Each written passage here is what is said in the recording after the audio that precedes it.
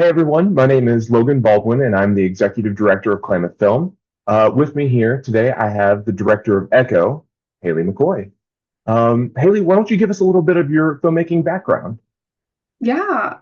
Um, so I guess technically my start is from Portland State University, where I got a bachelor's in film. I didn't know where I wanted to go, but I knew film was always going to be the ultimate goal. Um, I then, through my first PA gig, went into the grip and electric department, and I have never left. I have done gaffing or lighting for 3 years now, and I absolutely love it. But in my free time, I love writing and I love um, psychological thrillers, the horror, the creativity that the whole entire genre allows. And so, um, through encouragement and just talking ideas with people on set, I sat down and actually finally wrote something. Fantastic. I'm so glad you did because I really loved your project here, Echo. Um, what made you want to go in this direction for Echo, this sort of psychological horror, this like what drove you to Echo specifically? Yeah. I had two really big inspirations the time that I wrote it. The first one was the short film that inspired Lights Out. It's literally like not even a minute long short. It was short, simple, clean. You got the entire idea across, but you didn't need all the explanation. You didn't need all this background. It just put you in the moment. And I really wanted to try to recreate that because I thought that was something extremely like special. Um, and then the other inspiration was at the time a really popular horror game came out called Until Dawn, which is a bunch of teenagers stuck in a cabin in the woods with a monster around. And I just felt I love folklore. I love learning about different creatures and monsters. The monster in Until Dawn is called a Wendigo, and one of their abilities is to mimic human voices. And so I took that and I just ran. Fantastic. Yeah, I've played a very little bit of Until Dawn, and I did not even see that comparison there, but I really love it. I know about Wendigos and I know what they can do, and I love it even more now. I didn't even think that it like that's what the monster was in Echo, but now I actually really love that. No, yeah, Um, that's the exciting thing about Echo. It can be anything you want. It could just be Absolutely. a magical valley. You never know.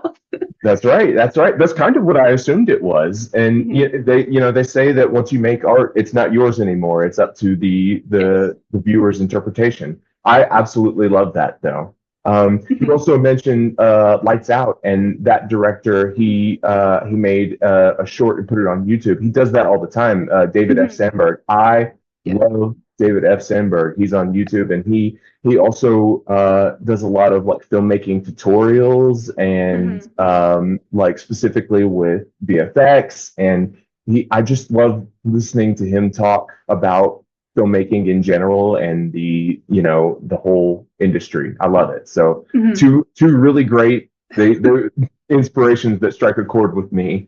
And then Perfect. you took those and made a short film that really struck a chord with me. So awesome. We did it. Fantastic. Yes. Yes. This is one of the first submissions that I watched this year and I really loved. I even went back and I showed my wife later on. We watched it a second time together and she loved it too. She loves horror. Um, Mhm. one of my favorite things about this also was the extremely naturalistic performances from both of our main characters here. How did you go about casting these two lovely actors? Yeah. I'm actually super fortunate in that my cinematographer, his partner, Sammy, who played Lilith, is a phenomenal actor, both in theater and in film. And she immediately agreed to play a role in this. And through her, I asked, I want, these are best friends. I need that chemistry. Like, I need them to act like they've known each other for years. So she's like, oh, I have my best friend in LA. If you can get her over here, we can make this happen. And so Aphomia came and it was magic. They just with their play background, they literally had the entire script memorized. Almost every take was the entire short just in one go. They were just having so much fun. Let them ad lib almost the entire front part before they get to the actual clip. It's just them talking, and I I just can loved feel it it. I because it can was totally feel perfect. that. Yeah, I Yes. love it. I absolutely love it.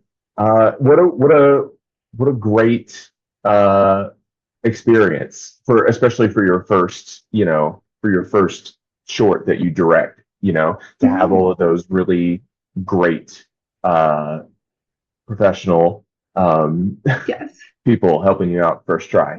No, yes. Got super lucky. The Oregon community that I fell into for the indie film are all phenomenal. We're all about trying to lift people up and just like help them create, because that's the whole point of our job, is to help people's visions come to life. And I literally couldn't have done it without them. I'm so thankful to all of them. Absolutely. And it really, really worked out. That's great. You Mhm. mentioned before that this is your first short that you have written, produced, and directed. What were It some of the is. biggest challenges that you faced during this production? Yes, logistics, the finding locations, because I can't put someone on a cliff and not have some kind of lawyer or lawsuit happening. So just finding B-roll of like what I want the role to look like, but then also having a set. We eventually couldn't find anything, and so my dad was grateful and crazy enough to make a stage, and we set it up on their property so it looked like a cliff. And so everything you see that's the cliff, it's literally a stage that we just like set decked. And it worked out way better than I thought it would. It made everything so much easier, and it was just a struggle to get it. I absolutely love that. I really want to see behind the scenes pictures of that. That sounds Oh, really I great because have. it was totally Yes. convincing. It's totally convincing. You pulled it Yeah, off. we were my dad, he was insane. He went full mad scientist. We built it out of logs and old wood we had on the property. He used the tractor to dig up the earth of, because my parents at the time had 40 acres of land that was forest, and half of it was like a hayfield. And so the trail that they are on in the beginning, that's just regular property in the trees, and then they go up the hill and that's the hayfield. And we had the stage right there, and he just dug up some ground and we just placed the grass and everything on it like it's completely natural and it fits exactly the landscape because it is the landscape.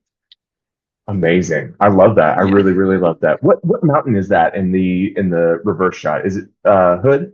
It is Mount Hood. All the B-roll was shot at Larch Mountain, which is actually a phenomenal viewpoint where you can see every single mountain range in Oregon. Oh, But fantastic. Well, yes, it was great. It was really, really, really great. It's a great shot. Also, a lot of great color grading on this too. I thought it was really beautiful. thank you. Yes, yes, he did a phenomenal job. I had many tweaks I asked for, but he yes, Samuel Kiminger, he did phenomenal. Yes. Absolutely. Absolutely. How would you say that your experience working with Grip and Electric, you know, informed your directing of this? Yeah. So, um, as a grip and electric, I feel like that's the base of film. I know that's kind of like I'm biased, but through it, I understand not only lighting, but I understand positions of people. I understand how the camera works with my department, and therefore I kind of understand how camera looks for a frame. And honestly, it just gave me the ability to have a base of understanding of all the different departments because I get to see them work. Once I light, I just sit back and I see how every department comes together for the actual shot. And so I've had sound guys who love me because I'm telling them, hey, your boom's gonna be in shot. I can see the monitor because I'm looking at this light thing. And they're like, oh, thank you. I'm perfect. I understand the little nuances that help make the team come together because I'm a part of the team. Absolutely. Absolutely. I love it. Um, Something else you mentioned that Echo in is just the beginning for you. I read your little Okay. director's bio. What can you share any details on what you've got coming up? Uh, I'm a horrible write it and then forget it type of person, so I have multiple. Got it. Yeah. I trying to do something that's not horror, though it always comes back to it. I have a short about this group of indie filmmakers who can't get a grant. So, kind of in a satire comedy, they're going to rob a bank and film it because they're going to make a heist movie. And so, with the money they actually get from robbing the bank, they can film the rest of their film. And so they're filming it Ocean 8 style, but it's literally them actually going to rob a bank in real life. And I am having so much fun with that. I absolutely love that. Are you aiming for that to be a short or a full feature? A short, budget's still not there for that for Sure. longer. Totally. Yeah. I absolutely love that idea. Yeah, I've talked to so many indie filmmakers and I've been in the industry long enough that I have these characters in my mind. I'm like, I've seen you in person. I know people would actually do this if they could pull it off. Well, I sure do think that you can pull that off. That's great. Um, well, I can't wait to see that one in the next Klamath Independent Film Festival. Do you have any final words before we sign off here? Um, just thank you so much for letting me have this moment to talk about my film, and I am so excited to come down and watch it in person with everyone. Fantastic. Good deal. Thank you, Haley, for submitting to the Klamath Independent Film Festival. Echo will be available on Eventive for a limited time as part of our online showcase. Thank you, everyone.